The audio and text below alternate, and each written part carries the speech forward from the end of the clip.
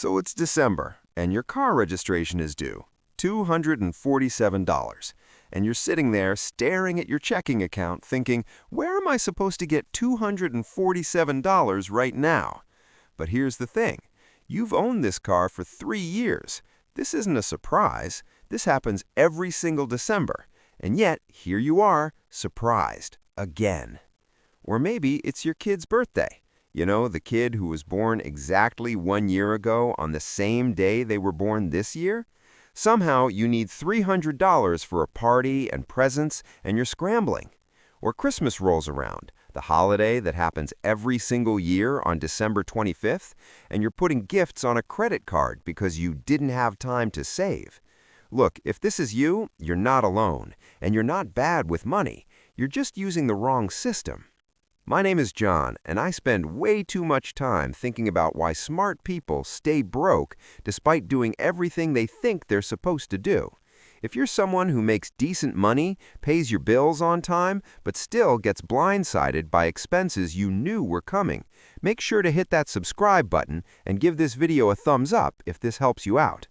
Because today we're talking about sinking funds. And I know, that sounds boring as hell, but stay with me, because this one simple concept has probably saved me more financial stress than anything else I've ever implemented. And here's what most people don't realize. The reason you feel broke isn't because you don't make enough money. It's because you're trying to pay for annual expenses out of monthly paychecks. Here's the thing that nobody tells you about personal finance. Your bills don't care about your pay schedule. You get paid monthly or bi-weekly or weekly, whatever, nice, predictable income. And then you've got your nice, predictable monthly expenses, rent, utilities, groceries, gas. You can budget for that. That makes sense to your brain. But then December hits, and bam, car registration.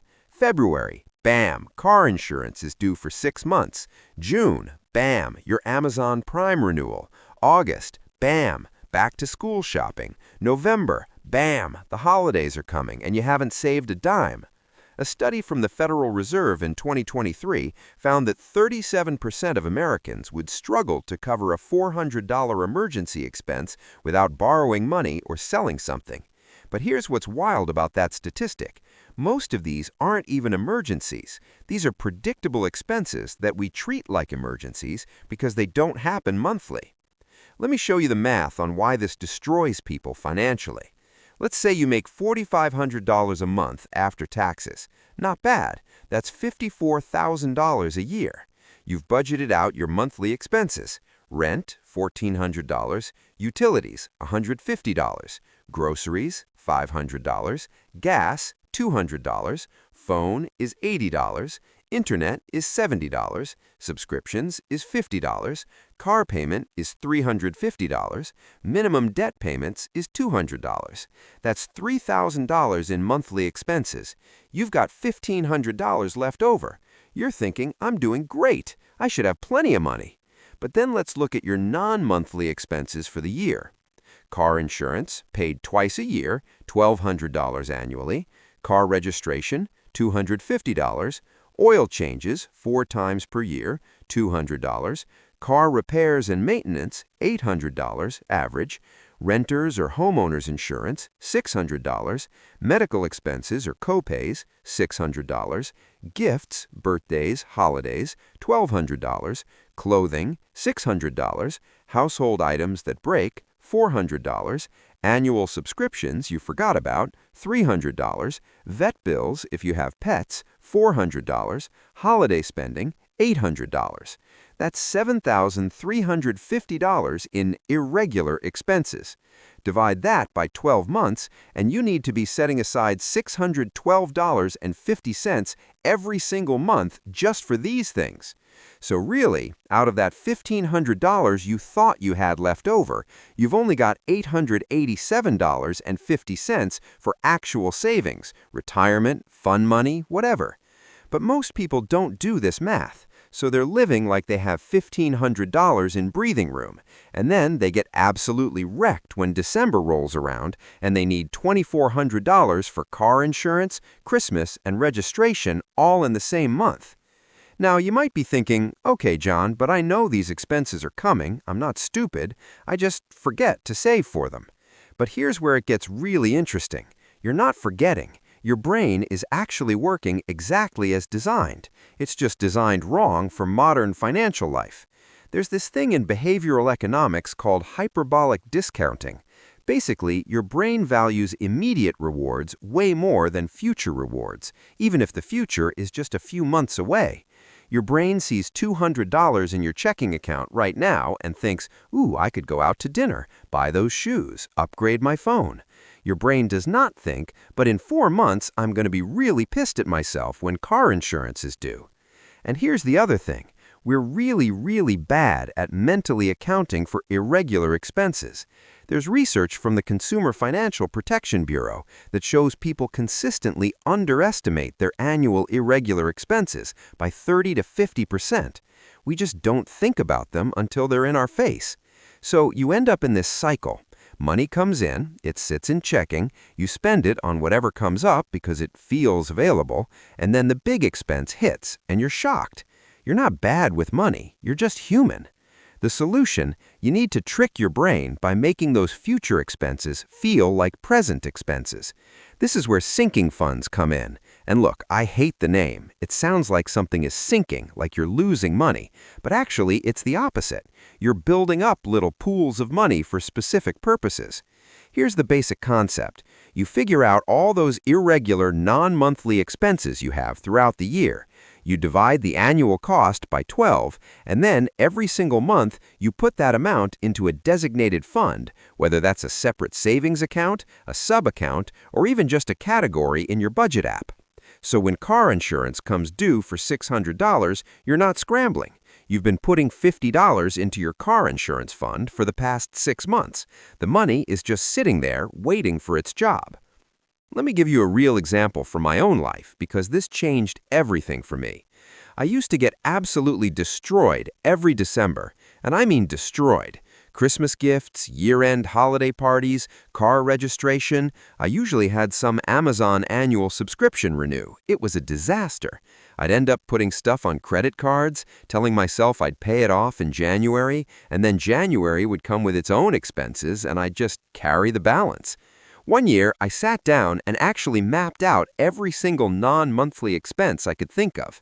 And I'm going to walk you through exactly how I did this, because this is actionable right now. First, I opened up my bank statements from the previous year, all 12 months, and I went through with a highlighter and marked every single expense that wasn't a monthly bill. Everything. Here's what I found for myself. Transportation, car insurance, $840 per year, paid twice, $420 each time. Car registration, $180. Oil changes, $160, 4 times a year at $40 each. Tire rotation, $80. Unexpected car repairs fund, $600. This is average over several years. Annual subscriptions, Amazon Prime, $139. Costco membership, $60. Various app subscriptions, $200. Personal/household, clothing, $800. Shoes, $200. Household items, replacements, $400. Haircuts, $240. I get them every 8 weeks at $40 each. Gifts and events, Christmas gifts, $600. Birthday gifts for family and friends, $400. Holiday hosting and parties, $300. Healthcare, contacts and glasses, $300. Co-pays and prescriptions not covered, $400. Miscellaneous, pet expenses, annual vet visit, unexpected stuff, $500. HOA fees, $240. Life insurance, $360.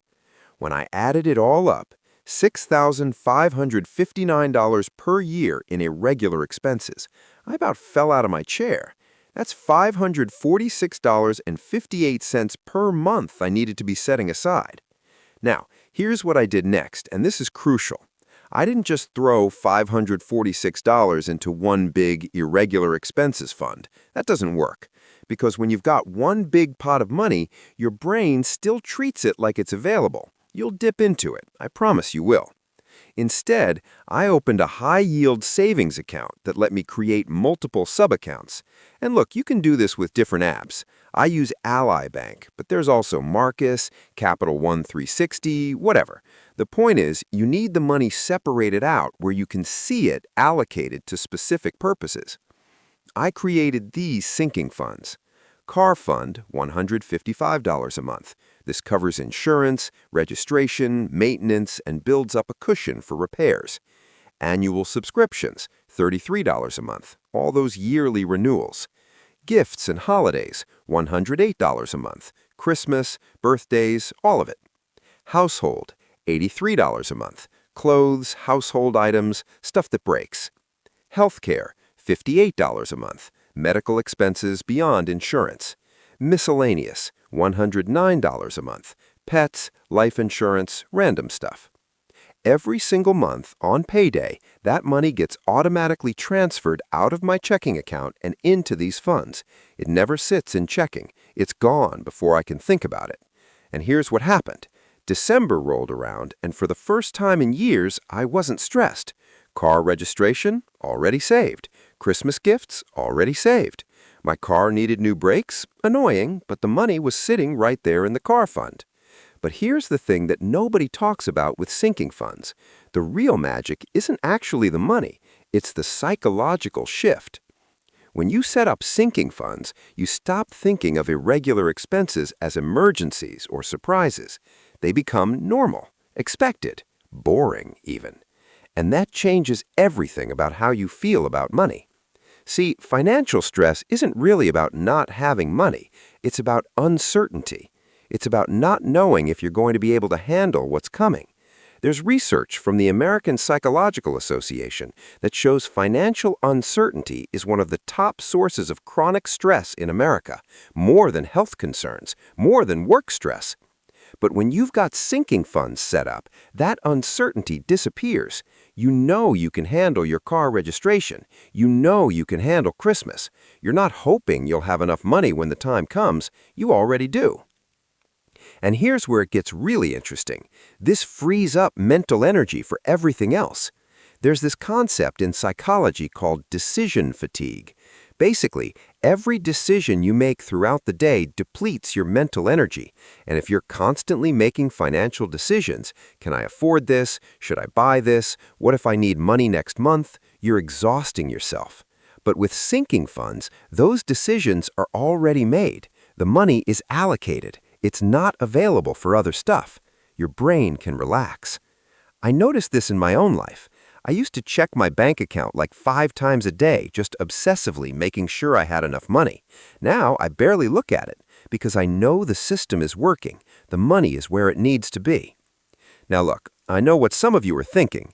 John, this sounds great, but I barely have enough money to cover my monthly expenses. I don't have an extra $500 or whatever to put into sinking funds. And I get it, I really do. But here's the thing, you're already spending this money. You're just spending it in crisis mode, probably on credit cards, definitely with a ton of stress. The question isn't whether you can afford to fund these accounts. The question is, can you afford not to? Let me show you the math on what it costs to not have sinking funds. Let's say you don't save for car insurance, so when that $600 bill comes, you put it on a credit card. The average credit card interest rate right now is around 24% APR. If it takes you 6 months to pay that off, which is optimistic, you're paying an extra $72 in interest. That's a 12% penalty just for not planning ahead. Now multiply that by every irregular expense throughout the year. Christmas on credit, extra interest. Car repair, interest. Annual subscriptions, interest. People end up paying hundreds or even thousands of dollars in interest every year just because they're not planning for predictable expenses. That's money you're literally throwing away. So here's what I want you to do if you're in this situation. Start small. Pick one irregular expense, maybe the one that stresses you out the most. For a lot of people, that's Christmas. Let's say you need $600 for Christmas. That's $50 a month. Can you find $50 in your budget? Maybe you cut back on eating out twice a month. Maybe you cancel a subscription you don't really use. Maybe you do a side gig for a few hours, whatever it takes. And then next month, when you've still got that $50 going into your Christmas fund, you add another sinking fund. maybe $30 for car maintenance, then $40 for gifts. You build it up over time. Because here's what most people don't realize. Once you start doing this, it gets easier. You're not dealing with financial emergencies anymore, so you're not racking up debt, so you're not paying interest, so you have more money available for sinking funds. It's a positive cycle instead of a negative one. Okay, so let's say you've got the basic sinking funds set up. You're covering your irregular expenses. What's next? This is where sinking funds become really powerful. You can use them proactively, not just reactively. Here's what I mean. Most people use sinking funds just for unavoidable expenses. Car insurance, Christmas, whatever. But you can also use them for goals. Want to take a vacation next year? Set up a vacation sinking fund. $150 a month equals $1,800 for a trip.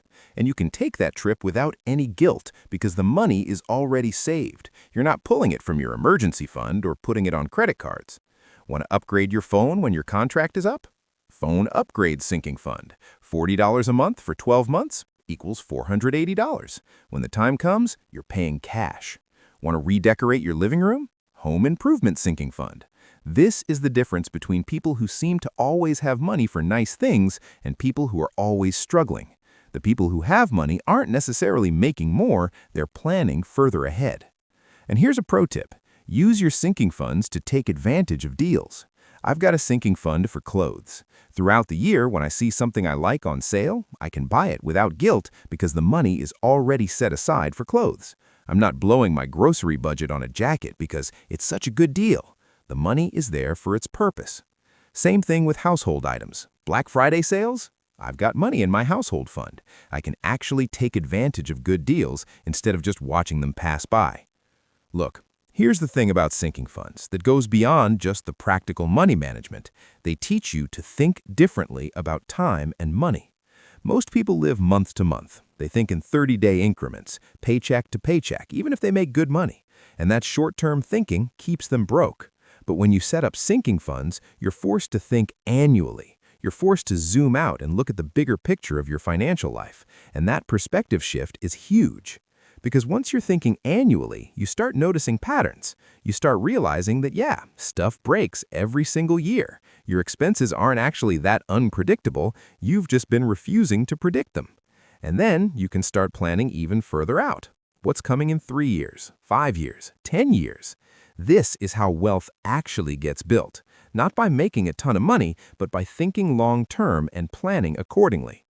There's this quote from Bill Gates. Most people overestimate what they can do in 1 year and underestimate what they can do in 10 years. And that's exactly what sinking funds teach you. You're not going to transform your finances in a month, but if you stick with this system for a year, 2 years, 5 years, you're going to be in a completely different place. So here's what I want you to do right now, today. Step 1. Go through your bank and credit card statements for the last 12 months. Find every single irregular expense, every annual subscription, every car repair, every gift you bought, every unexpected cost. Write it all down. Step 2.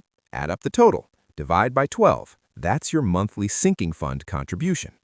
Step 3. Break it down into categories. You don't need to be super detailed, but group similar expenses together. Car stuff in one fund, gifts in another, whatever makes sense for your life. Step 4. Open a savings account that lets you create sub-accounts or use a budgeting app that has this feature. Ally, Marcus, Capital One 360, YNAB, whatever works for you.